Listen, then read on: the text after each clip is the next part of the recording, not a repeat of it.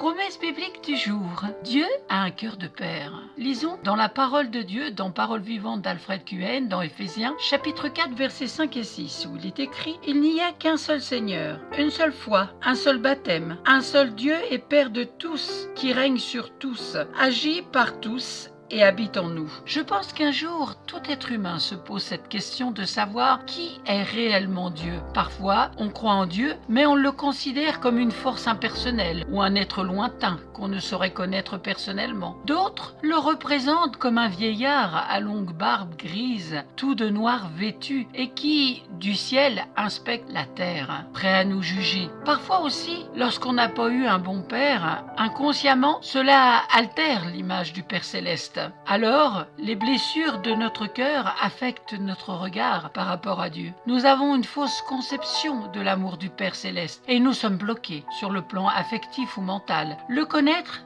est tout autre chose que de voir seulement ou entendre parler de lui. Lisons dans Jean chapitre 1, verset 12.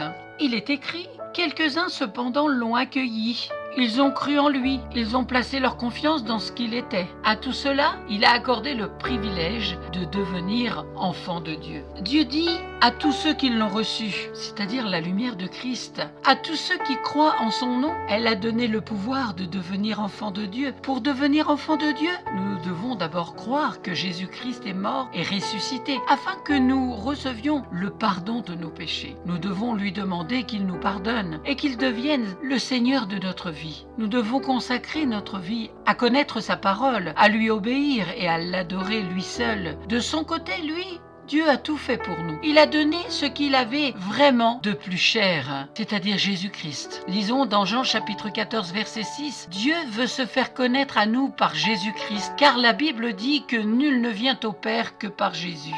Oui, Dieu a donné ce qu'il avait de plus cher, son seul Fils. Donc, il est bien un Père, et il a un cœur de Père. Dieu désire ardemment nous renouveler, nous restaurer, par la puissance guérissante de son amour.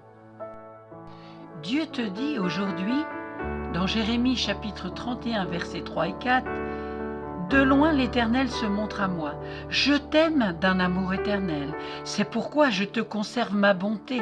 Je te rétablirai encore et tu seras rétabli. » Si vous ne possédez pas de Bible, n'hésitez pas à me contacter. Je vous en offrirai une. Merci pour avoir pris du temps pour écouter cette promesse biblique. Que vraiment le Saint-Esprit vous fasse du bien et vous donne le repos dans vos âmes.